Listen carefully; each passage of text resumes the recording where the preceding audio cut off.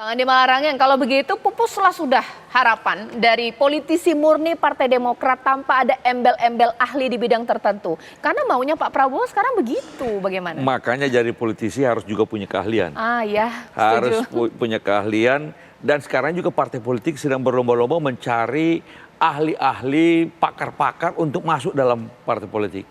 Hampir partai politik juga ada kadang-kadang ada semacam dewan pakarnya apa segala macam.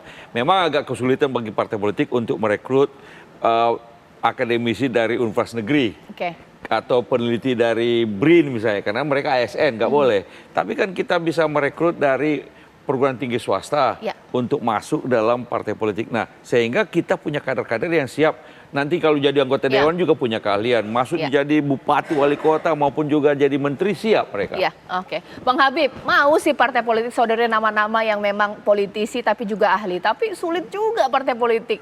Punya kader mungkin ahli di bidang kedokteran atau mungkin teknologi, ini bagaimana? Menurut saya enggak juga ya. Memang tapi kalau statusnya ASN atau tidak memang problemnya. Tapi kalau dalam konteks ahli kan nggak harus ASN, nggak harus pegawai negeri ya. Banyak sekali kader-kader partai politik berprofesi dan mempunyai keahlian di bidang tertentu.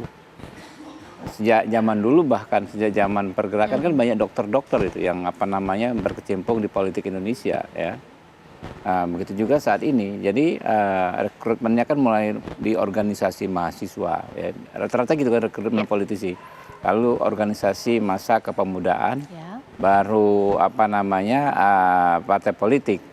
Nah itu kan di kampus juga kan berlatar belakang keahlian macam-macam. Ada yang dari fakultas psikologi, ada yang fakultas teknik, ada fakultas kedokteran. Ya. Nah itu menurut saya dengan berjalannya reformasi ini ya, sudah hampir berapa, 26 tahun ya kan, 98, 26 tahun. Kader-kadernya sudah cukup banyak. Ya. Jadi saya pikir kalau partai politik misalnya diminta ahli di bidang apa saja yang ada di kabinet, saya pikir sih pasti ada. Lantas bagaimana dengan Partai Golkar nih, Bang Doli? Apakah sekarang racikan atau sodoran namanya itu harus dilihat betul CV-nya gitu? Karena kalau misalnya memang cocok, udah ahli di bidangnya, bagian dari partai politik, Golkar pula mungkin ini makin banyak kursi untuk Golkar, seperti apa? Ya, itu tentu pertama kali sesuatu yang ideal ya, yang kita bisa menempatkan kader masing-masing partai politik, bukan hanya Golkar, siapa saja. Saya kira kalau ada kader partai politik yang memang punya keahlian tertentu gitu ya, untuk ditempatkan di kabinet, itu saya kira yang paling ideal gitu. Nah tetapi kan kalau bicara tentang porsi, ya itu saya kira kan kewenangan dari presiden terpilih ya, Pak Prabowo. Dan biasanya seperti yang saya katakan tadi, pasti presiden terpilih itu akan berkomunikasi dengan pimpinan-pimpinan partai politik, terutama yang menjadi bagian pengusung pada saat Pilpres kemarin.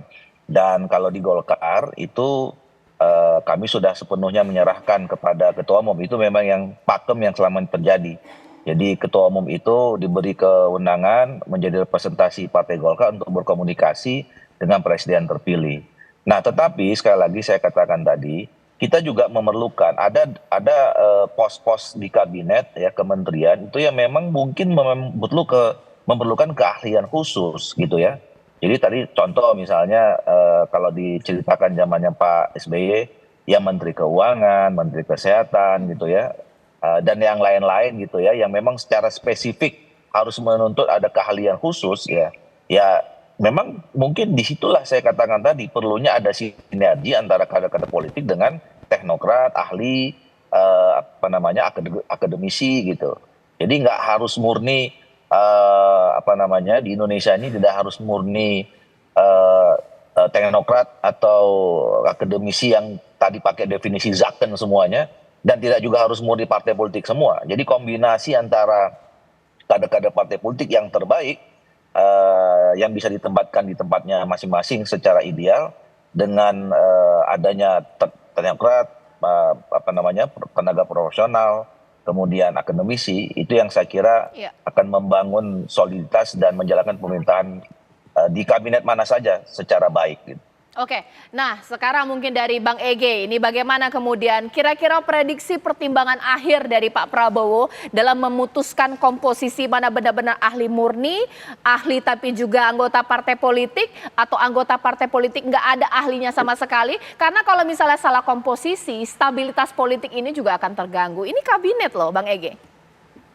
Saya sih percaya ya pada, sekali lagi saya katakan tadi, kecerdasan presidensial ya berdasarkan pendidikan dan pengalaman Bapak Presiden terpilih Pak Prabowo. Di samping itu sekali lagi ke partai-partai politik pasti juga punya ahli ataupun yang kemudian bisa belajar ya, asal jangan terlalu lama belajarnya, dan kemudian kalaupun misalnya dianggap terlalu lama belajarnya, segera ada reshuffle kan pada 100 hari. Di Gerindra misalnya ada Habibur Rahman, itu dulunya saya pikir jadi Menkumham, tapi sudah ada Supratman, mungkin di posisi lain. Tetapi pada bagian yang lebih penting, ini terima kasih TV One karena kita mengangkat ini sehingga kita bisa diskusikan apa itu zakon dan apa yang harus diperhatikan. Kita pernah dengar dari Pak SBY misalnya, jangan ada matahari kembar, lalu apa implikasinya. Kemudian kita juga akan bisa mendengar nanti dari PPATK, dari KPK, teman-teman pemberdayaan perempuan, dan hal-hal apa yang ingin diharapkan. Kalau dari saya misalnya tentu saya berharap jangan terlalu banyak fufu-fafa misalnya itu ya. Jadi yang terlalu banyak juga itu dijalankan oleh misalnya para influencer gitu loh. Jadi ikan negara ini jangan juga terlalu juga didorong oleh apa keinginan influencer gitu loh, Caca ya. Jadi kita betul-betul sekarang kalimatnya sudah zakon. Zakon berarti betul-betul segera ada para teknokrat, baik yang berlatar belakang partai politik ataupun tidak, dan segera bisa bekerja karena capaian yang ingin dikejar oleh Pak Prabowo itu sangat banyak. Oke, mungkin ditanggapi sedikit dari apa yang dikatakan oleh Bang Ege ya, bahwa iya ini mungkin maunya rakyat ya, kabinet isinya orang-orang yang kerja benar-benar ahli di bidangnya, tapi kan harus ada di pertimbangan akhir bahwa stabilitas kabinet, partai politik dan lain-lain menjadi pertimbangan. Bagaimana Bang Habib?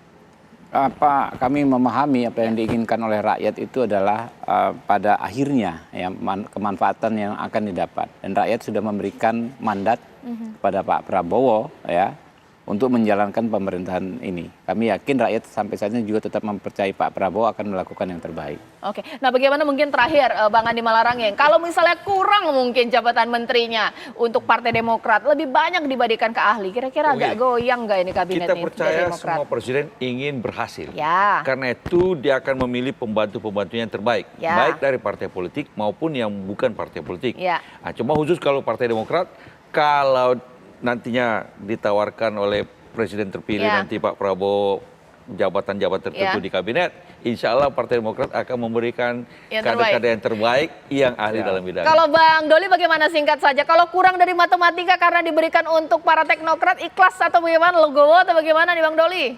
Saya kira kita pakai rumus dan pakem yang standar, bahwa kabinet itu kewenangan penuh hak prerogatifnya presiden. Baik, semuanya positif dan ya. Partai politik semuanya menunggu kerjasama yang baik dari Pak Prabowo. Iya, harus banyak-banyak doa juga ini partai politik. Terima kasih Bang Doli, terima kasih Pak Andi Malarangeng, terima kasih mungkin Bang Habib dan juga Bang Ege. Nah, saat lagi rekan saya Ken Ana sudah siap dengan informasi penting. Ken, ada apa?